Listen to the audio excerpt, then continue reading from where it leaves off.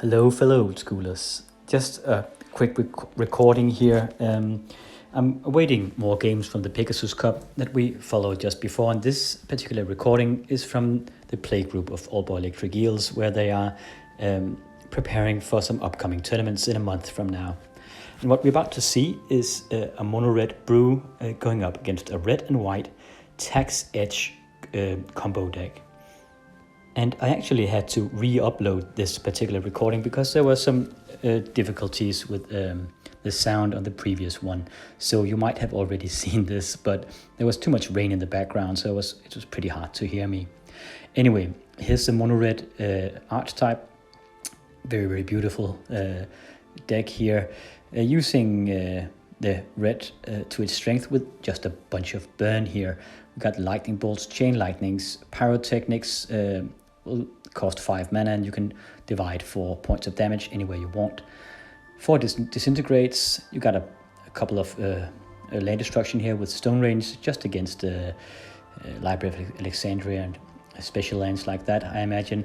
The creature base is a couple of juggernauts, 2 granite gargoyles, 4 ball lightnings, and that Shivan dragon as the king of the hill right there. 2 black wises will provide even more direct damage, and a bunch of one-offs, including a Blood Moon, Shadowstorm, a Fork, and the Wheel of Fortune, obviously. There's the Chaos Orb to remove enchantments and stuff like that, and behind the Chaos Orb, we can't really see it, but it's glasses of Ursa that makes you look at the opponent's hand, and then you can see if he has counter magic or what he's up to. There's a Sol Ring and a Beta Black Lotus behind it there, really pimp.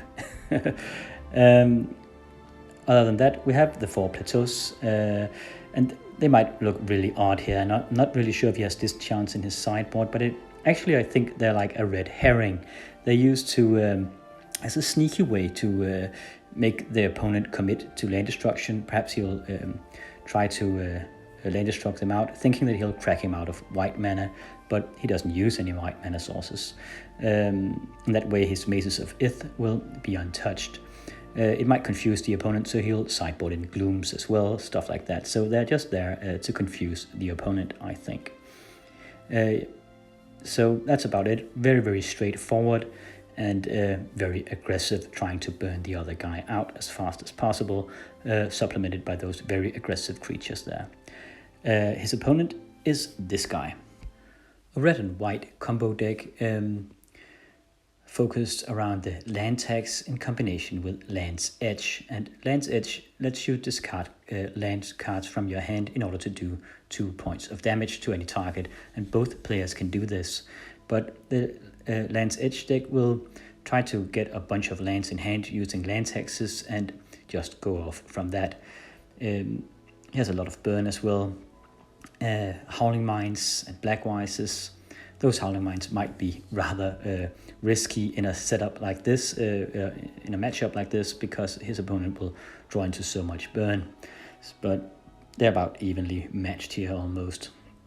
There's the balance as the white power card and the red power card in the Wheel of Fortune.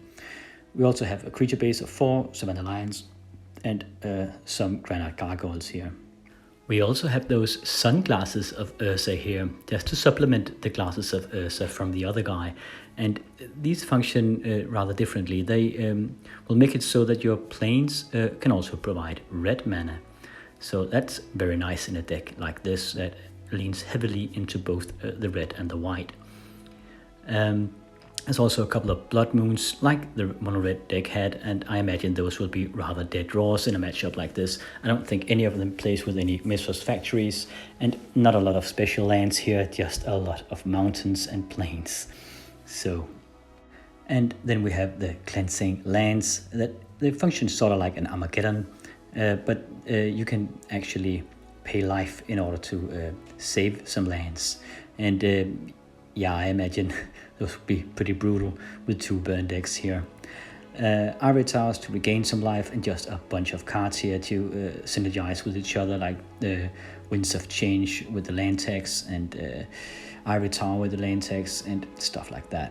But that's enough of my ramblings. We'll see more about how this deck functions as the game progresses, I guess. Let's get it on. And we have the text edge on the left here playing a plains. Who has that beta Black Lotus there? Chain lightning straight into a ball lightning here, coming over for 6 points of damage. So that's 9 points of damage in the first round. Wow, just really putting the hurt on the land's text edge here. Strip mining the mountain just to get him off his back here, I suppose. Second plane. It has actually mana screwed the mono-red player quite a bit here. He seems to be only drawing at this point. So it did put the hurt on him. There's a lot of glare right there. It is those sunglasses of Ursa I mentioned earlier. So now all the planes from the text edge deck is actually like plateaus here, providing both red and white mana. Okay, Savannah Lion coming out, and there's a mountain and a Sol Ring on the side of the mono-red deck. So actually, at least he got some mana out of it at this point. Cracking one of his mountains was a very good move on the side of the text edge player, as it provided him a lot of breathing room here just to get his stuff out. But he is at 11 points of life. He's half dead. So we'll see what the mono-red deck will do here. Okay, disintegrating the lion for a single point of damage here, removing it from the game. Oh, disenchanting the Sol Ring, that's pretty mean. Yeah, so the text edge deck follows up with a Sol Ring of his own. That's chain lightning to the face of the text edge, and he can actually bounce it back with those planes because of that sunglasses of Ursa right there. It is an unfortunate glare, but it is what it is. There's a Sol Ring and those sunglasses right there. That's better. Okay, Blood Moon hitting the table here. It won't do a lot of good against a mono-red deck, but he doesn't know what he's against here, and neither of them do at this point.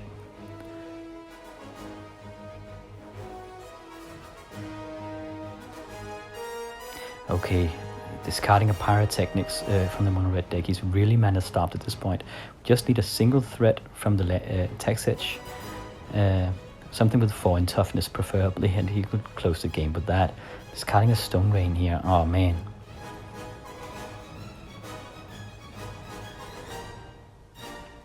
Okay, both just passing the turn. There's a plateau. So I suppose the text edge deck will think that he's against a red and white deck as well at this point. Third mountain coming down. Now the ball lightnings can start coming out of him. Oh, it's a Granite Gargoyle though. Those sunglasses of Ursa are pretty important at this point, as the text edge player has no red mana. So if one could crack those sunglasses, it would only function with half a deck. Okay, never mind. That's the first plateau hitting the table. Oh, and a land's edge here, so now I can discard lands. Discarding 2 lands here. Okay, doing 4 points of damage, and that's a Wheel of Fortune. Very risky play, but it does provide him with a hefty card advantage. Let's see, Chaos Orb, Disintegrate, Fork, Ball Lightning. Oh man, that's a lot of good stuff he has to discard at this point. But it is risky as a brand new hand of lands and bolts here. And remember, the mono-red player can use that land's edge as well to discard land from his hand and do damage with that. Okay, here I am just trying to tell them that the mouth of Darth Vader has a lot of glare. Just playing at another table at this point. So it would be best if they don't play any cards in that area. We're playing in a kitchen of one of our mates. Okay, Granite Gargoyle coming over. 2 lands discarded here. 4 points of damage. That's 6 points of damage at this point. And that's a bolt. Just, yeah, closing the game immediately here.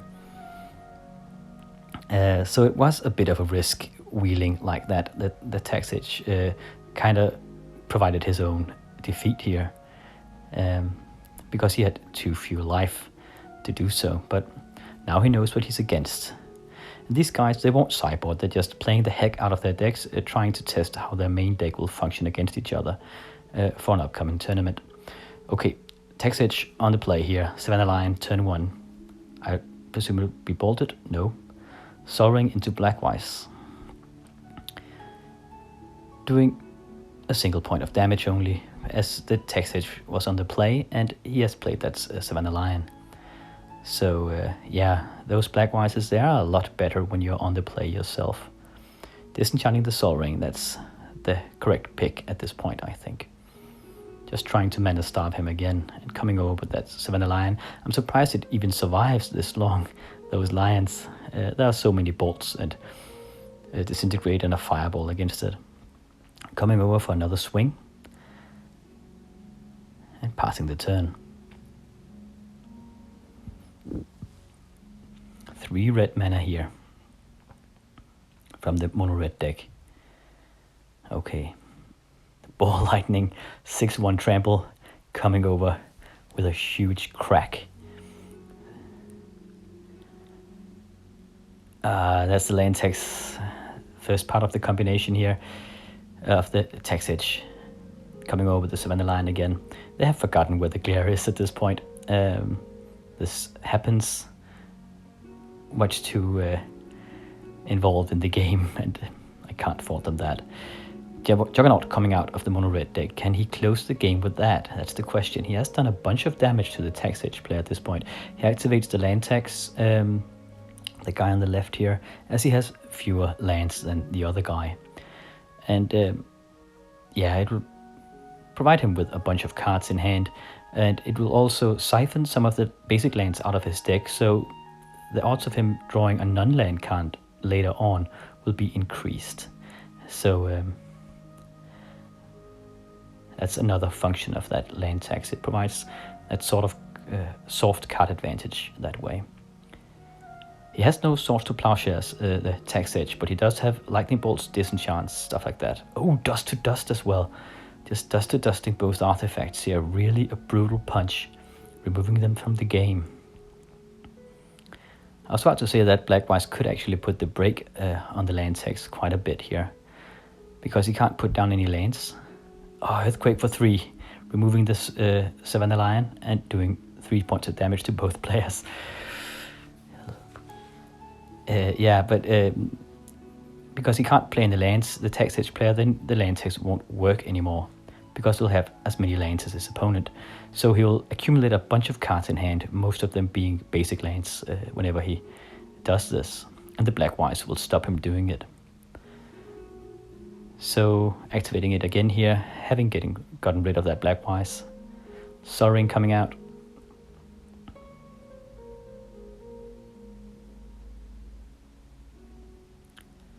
Wonder if he'll commit to a land drop at this point.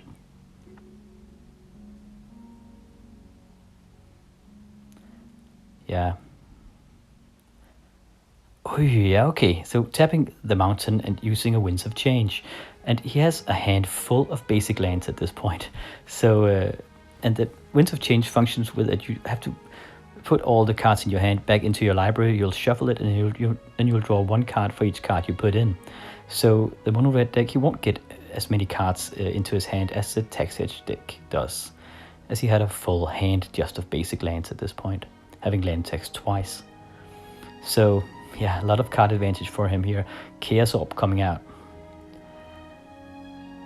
And then a wave of Savannah Lions here, having drawn into a lot of aggressive creatures. Okay, but it's getting answered with the Pyrotechnics here, doing 1 point of damage to each of the lions and 2 points of damage to text edge here. He's dangerously low, being bounded to 8 points of life here. And the Mono-Red deck is at 9 points of life, just taking turns cracking lightning on top of each other. Did lose a lot of cards on those Savannah Lions. Okay, there's that cleansing here.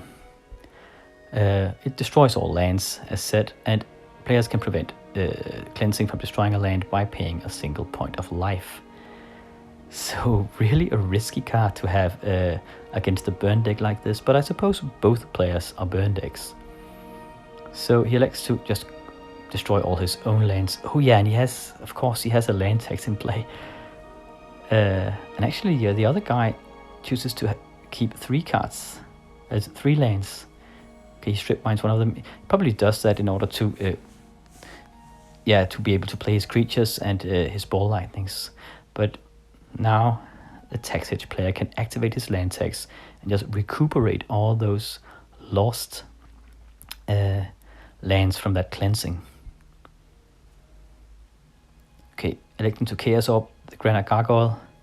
That's a failed flip, actually. We can see that in slow motion, but when we play kitchen table like this, we always allow a Chaos Orb to work because we want to see how the decks will work against each other. So outliers like this, like a failed Chaos Orb flip, they're not regarded as failed here. Okay, so then taxing again. There's the combination, the tax edge. And now, look at that, all those basic land sets, 12 points of damage. Burning the mono-red deck straight out. With that combination, he really set it off here. And he had a Shivan Dragon in hand, but it wasn't enough. So, we're going straight into round 3 here, the deciding round of this set. And they have switched seats here for some reason. I don't know why. I think people are going around talking and playing with each other. So yeah, we have the mono-red deck on the Darth Vader playmat now, and tax edge on the right here.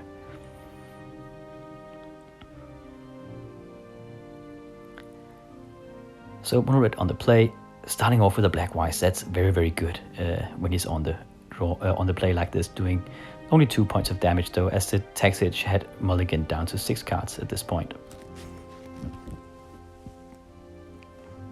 That's a chain lightning. 5 points of damage at this point.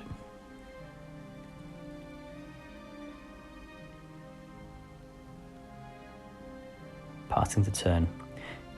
Tax edge needs to take some damage from that black wise. Yeah, and the mono-red reminds him here. Taking 2 points of damage from it. Another planes coming out.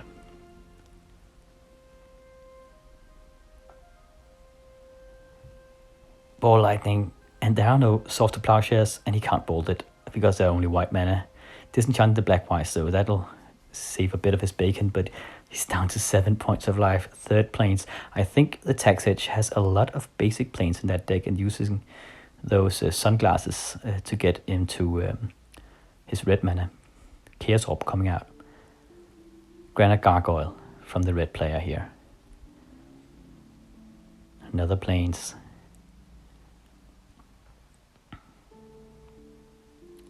Attacking with the Granite Gargoyle at this point. He needs to use the Chaos Orb on it. Yeah, and this one worked. Orbing the Granite Gargoyle straight out. There's the mountain and another Granite Gargoyle. 7 life left. Ooh, but yeah, my Shivan is bigger than your little gargoyle here. Coming out. Land text coming out. Now, without Swords to Plowshares, he'll be hard pressed to do anything to that Shivan Dragon, I reckon. Coming over, blocking with the Granite Gargoyle. Okay, using a lightning bolt on top of the Granite Gargoyle. Just getting rid of the big Shivan Dragon here. He goes for revenge here with a pyrotechnic straight to the face of the other guy, bringing the tax edge down to 3 points of life. Mono-red hasn't taken a single point of damage yet. Just a single bolt, and that'll be game. Okay, Winds of Change here. It couldn't really be seen that clearly, but at the right here in slow motion, he showed the card. And I don't think the red deck will get any cards out of it. He's just played that Pyrotechnics and that Shivan Dragon, so he's without a hand. And the land tax deck here, he will get tax edge deck, he will get a full new hand because he had a bunch of basic lands in hand from that land tax. Ooh, another cleansing here. Interesting. Can he keep any lands himself? That's the question. He has that land tax to recuperate. Okay, he's electing to save 2 lands with 2 points of life. I imagine it's because it doesn't matter if he's at 1 point of life or 3 points of life. Any bolt at this point will kill him. So, and he can actually use the land tax again now, as he has fewer lands, and he does so here. And then playing another Granite Gargoyle. Passing the turn, Mono-red plays a mountain. I think he should keep some of those mountains in hand because there are those Winds of Change, and the Mono-red deck could use those to change them up whenever the tax edge deck plays one of those Winds of Change, instead of just dropping them. Lion coming out here and attacking with the Granite Gargoyle. Mono-Red deck being at 9 points of life here. What's he doing? Okay, there are the sunglasses. Juggernaut coming out.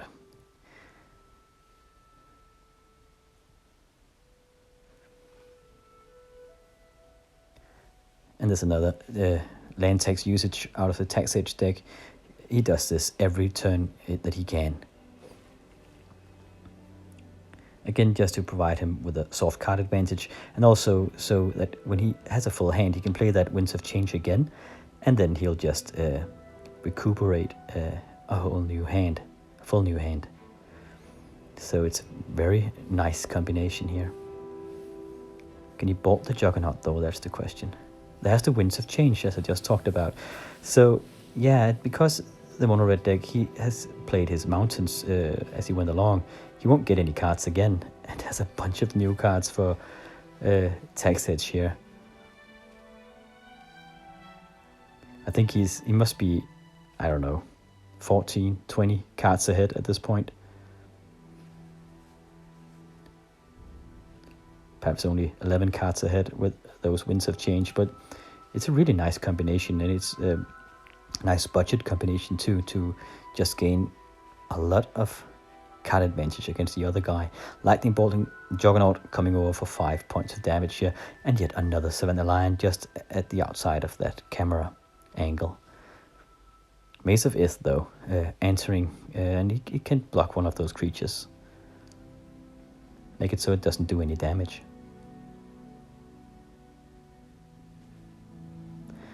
But Mono-Red, he needs to draw into some burn here. It's really amazing that he hasn't just drawn a single Disintegrate, Fireball, Earthquake, or Lightning Bolt, or Chain Lightning, or Pyrotechnics at this point. Any one of those, and he would win the game. So Tax Edge really has to finish this game before any of that happens as a Blood Moon. Oh yeah, and it makes the Mace of Ith into a mountain, so it actually saw some usage here. That's pretty nice. What did he get here? Disintegrate for 1. But look at that. An answered Lightning Bolt. And because the Lightning Bolt goes on top of the stack, it actually kills the Mono-Red deck just before the Disintegrate hit home. So Tax Edge wins this one. Very, very patient play, not bolting the other guy out straight away, but keeping his bolt in hand. Very excellently played, because he didn't know if the Mono-Red deck had a bolt of his own, and if they bolt each other, the last bolt actually would have won here.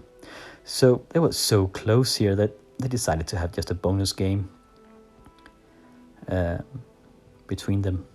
So Tax Edge starting off here with an Ivory Tower, getting answered with a Black Wise immediately. It's a very, very good card against the burn. The Ivory Tower is a very good card against the burn deck like the Mono-Red, because each time he has a full hand, he will recuperate 3 life, and that's 1 less Lightning Bolt. Most burn decks are designed so that they can do 20 points of damage reasonably fast, but they can't really do anything against the Ivory Tower. But luckily he had that Black Wise just to shut it down. So this is a race on who draws a Shatter, like Chain Lightning here, who draws a Shatter and who draws a Disenchant first. Okay, that's a Disenchant, getting rid of the Black Wise. So now the Ivory Tower is online, unopposed by that Black Wise, and that's a land tax. Nice combination here. I wonder if the Mono-Red will play a land. Perhaps he shouldn't. Okay, he does. So Chain Lightning coming over for a big push here. 11 life, but now, yeah, now the Tax Edge can activate the land tax, just refilling his hand, and as both happens in his upkeep, he chooses the order of the sequence. So he can activate the land tax first, and then after he has gotten those 3 cards in hand, he'll activate the Ivory Tower and gain life from it. So in essence, it's like an ancestral recall each turn in terms of the Ivory Tower here. Now, I suppose he just won't play any more lands, but just use that Ivory Tower like a madman. Really getting all the life he can, and then close the game later on. I think I would do that. And the Mono-Red deck, he really needs a shatter here. Chaos Orb coming out. He needs something to destroy that Ivory Tower. Strip Mine, it doesn't really matter. Blood Moon doesn't really matter either. That's a bad draws here. Because we know that the Texage player, he won't really commit to the board until he has regained a lot of life here. And he has plenty of mana in hand from that land tax. So it's his turn again, and the Texage player, well, he activates the land tax again in his upkeep here.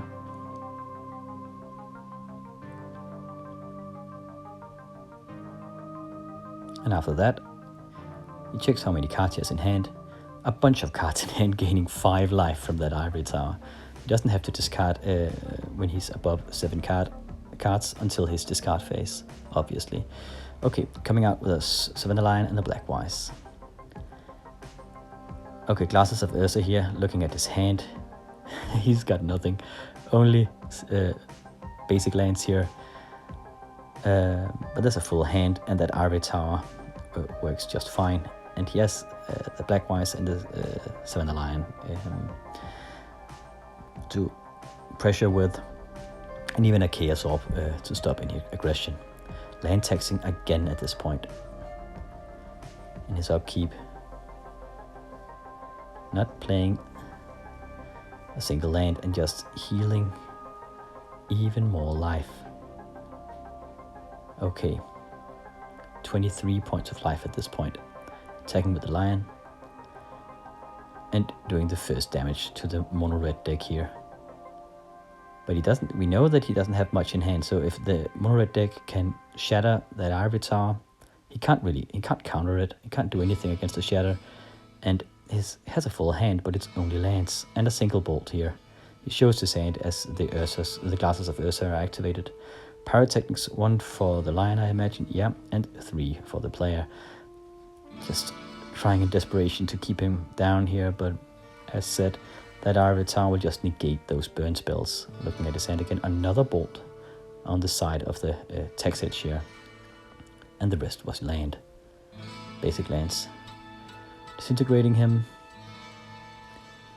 Might as well use his mana, but just to hold him a bit back. But he's overflowing with life. And there's the cleansing. So mean. Again, a combination card here. As he has the text edge has so much life that he can just pay for his life, and even if he didn't want to, he has a handful of basic lands. So the cleansing only hurts the Mono-Red player here, losing a lot of land so that he can't cast those X spells.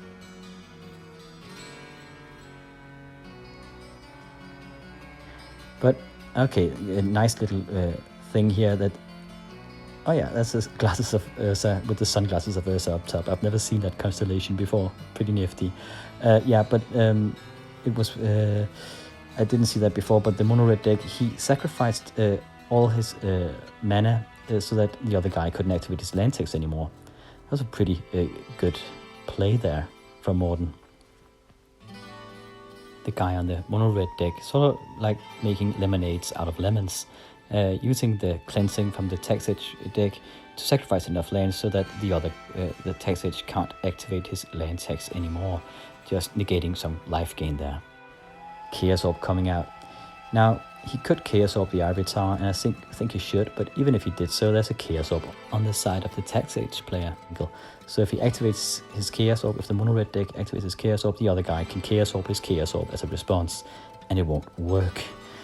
So annoying. We can't really get rid of that Ivory Tower, even if he wanted to.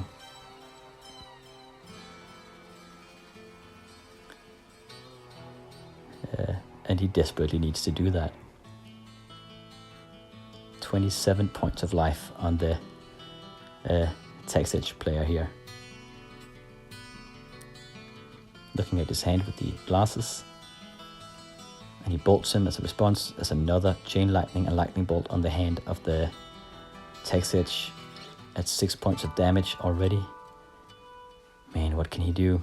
If he tries to Chaos Orb, if the Mono-Red deck tries to Chaos Orb the Granite Gargoyle, the Text Edge can activate his Chaos Orb as well. Ball Lightning coming over, trying to get something out of the Text Edge deck, perhaps using Bolt on it, but he doesn't choose to. Why should he?